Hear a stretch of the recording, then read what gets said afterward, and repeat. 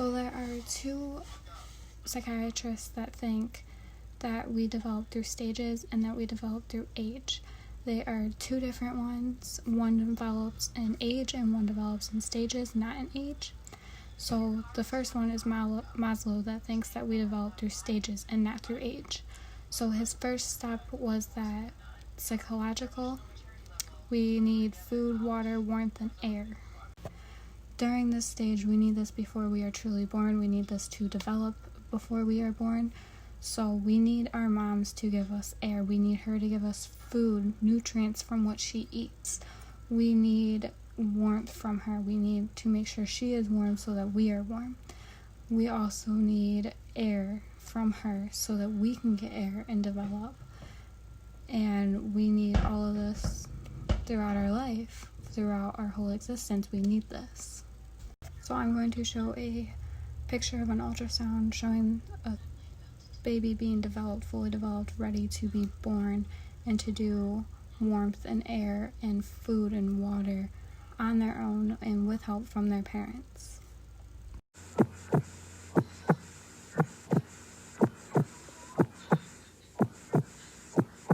So Maslow's second stage was safety. We need to feel protected and from injury and death.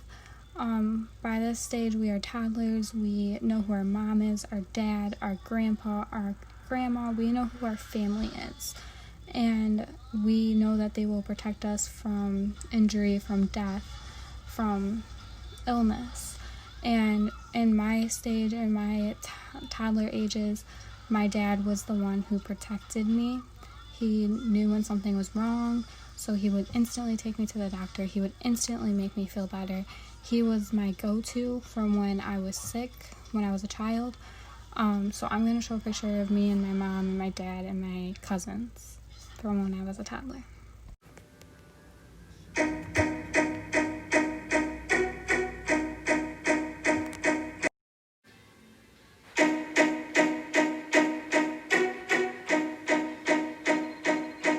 So Maslow's third stage was love and belonging, having friends and a community. So we still feel this when we are kids. In my stage, I felt this when I was a kid and still a toddler. When I was super little, my parents put me in daycare for 5 days a week, 12-hour days. So I basically was in daycare a lot. And it made me more social. It made me have friends. It made me be more aware, and it made me develop forward and made me develop faster because I had other people working with me 12 hours a day to really make me who I am as a kid. So I'm going to show pictures of me in daycare and me in latchkey and all that.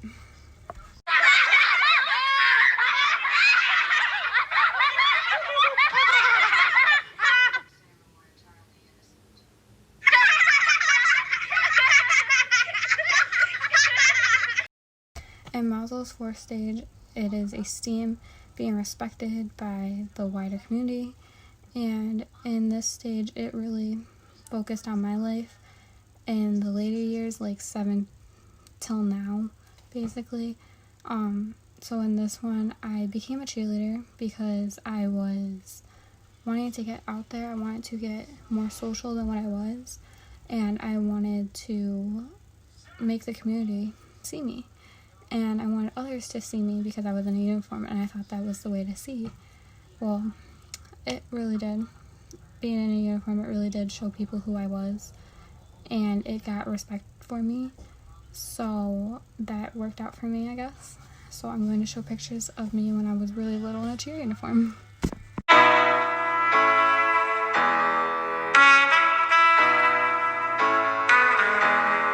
So Maslow's last and final stage is self-actualization, becoming your true self, fulfilling your uniqueness, appreciating life. And in this stage, I feel like from when I was little till now, I really am my true self and my unique self when I am with my family, because I feel like I'm surrounded with a lot of people that are just like me and won't judge me for being weird or being normal or being whatever I want to be. it's just a community to me because we're all weird. We're all ourselves. So I am going to show a picture of me and my family from maybe 2 or 3 years ago.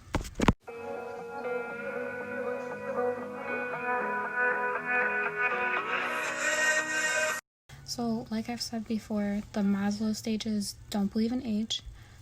You can reach all 5 stages by the time you're 10, or you can reach all 5 stages when you're 60. There's no time limit on this. There's no, you have to reach all of them. That was just Maslow's theory. And I personally think that I've achieved all 5. I feel like I can bounce back a stage and then move forward again, but it is something you want to achieve. So now we are going to move on to Erikson stages, and he does believe in age and that you reach all of this by a certain age. And so the first one is infancy, so 0 to 18 months old, and you get trust or mistrust, and you want to feel comfortable in this stage. Well, for me, I obviously cannot remember when I was that young, and I do feel like that I was safe and that I trusted my parents because I grew up and I still have a really strong connection with them. So I feel like it was really trust and it wasn't mistrust, that they were treating me bad and that they were not taking care of me properly. So I'm going to show a picture of me and my dad and my mom when I was younger.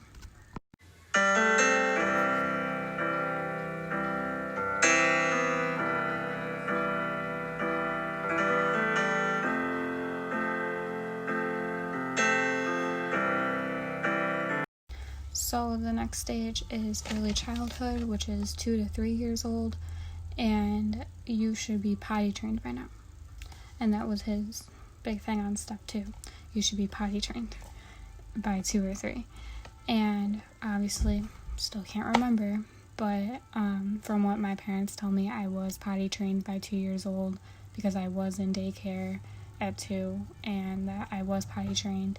So, and I did start doing things by myself. And that's what his big thing is too, is you want to do things by yourself. And I really was doing things by myself. I was independent already. And my parents obviously did not like that I was so independent already. But, yeah. So we were independent, and that's how we developed in early childhood. So Erikson's third stage was preschool, which is ages 3 to 5. And it is initiative and guilt, and these kids will explore. They want to know if they are being good or if they are being bad. And I work at a daycare, and my class is 3-year-olds, and right now, since it's Christmas time, it is Santa think I'm nice or am I naughty? And they are constantly asking this question, constantly. And I always tell them they're being nice, they're on the nice list. And they explore a lot. They explore. I explored as a kid too. And they play. Their minds are creative. They are blooming into what they are going to do in life. So this next picture, I'm going to show you the little munchkins that I work with at the daycare and what they do on Halloween time.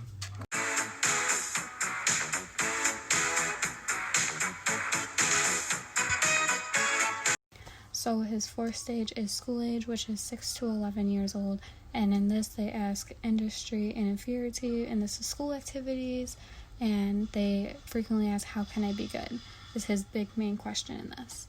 And during this stage, I personally was in a whole different school, whole different community when I was in kindergarten and first grade and preschool. And during second grade, I started in a whole different school, a whole different community, and I was so terrified. I was terrified of making friends. I was terrified if I should be good to fit in or if I should be bad to fit in. And it was just trying to find out who I was again. And I was rebuilding myself as a second grader because I didn't know where I was.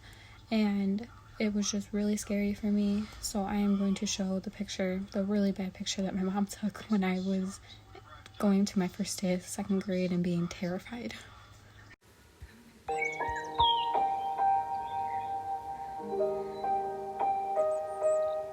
So during his fifth stage, this is the adolescent stage, and this is identity versus role confusion. And during this stage, it was my high school year. I finally found out who I was during this community, and I finally found out that I didn't want to fit into a certain group. I didn't want to be the popular kid. I didn't want to be the nerd. I didn't want to be the girl that was all in sports. I just wanted to be the simple cheerleader that hung out with everyone. I would sit with the football players one day at lunch, and then the cheerleaders the next day, the chess club the next day, and so on. Like, I was bouncing all over the place because I just wanted to be friends with everyone. And that was a struggle for me too, because I didn't know who I was because I was bouncing everywhere. And I finally found out that I want to be everyone. I want to be a part of everyone. I want to be the loner, and I want to be the popular kid. So I'm going to show pictures of that.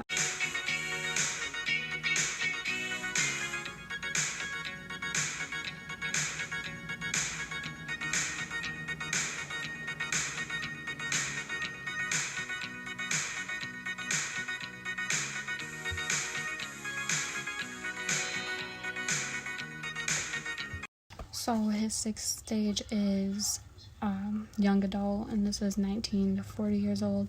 I fall into this category right now, and I often consider if there is love out there and if there's not, but I am very isolated now because of quarantine, and I really just don't like getting out there right now, and I just keep to myself a lot now because there's not much to do during quarantine.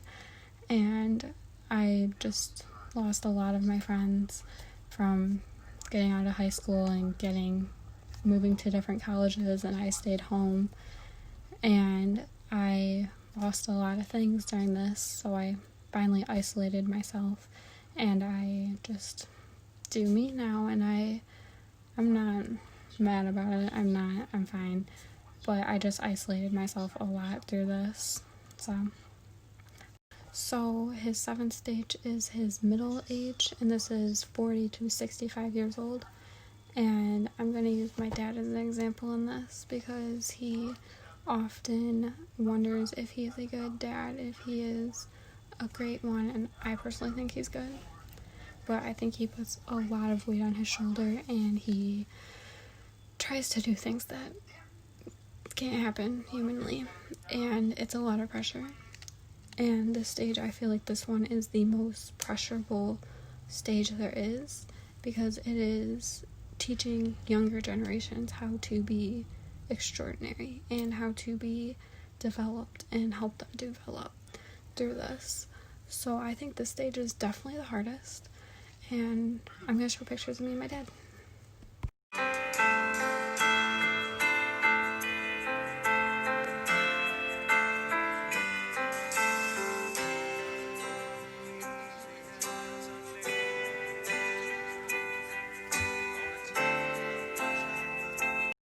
So in Erikson's last stage, this is maturity from ages 65 to death, and this is ego, identity versus despair. And in this stage, you wonder how you reflect on life and if you did everything you wanted in life before you die. And in this stage, my grandfather that just passed away this year, he would talk to me on the phone almost weekly, and he would tell me his crazy stories about how much he did in life and how much he wished that he didn't want to change a thing. And he was just ready. He was ready to see the great beyond, and that he was ready to pass on. And he really identified himself. He was ready. He fulfilled his life. So I'm going to show pictures of me and him.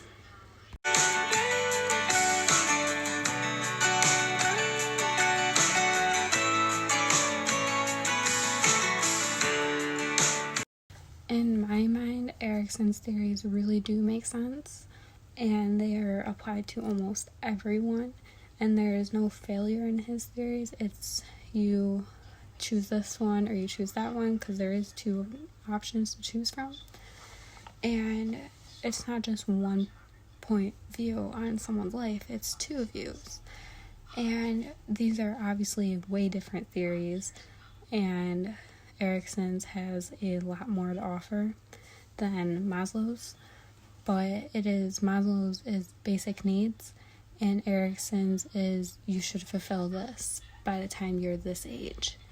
And I think that really points out like what we need in life and how much we need it, and if we do fail and if we don't fail, and we need those basic needs to move on to Erikson's theory, and I think that's what they're trying to explain.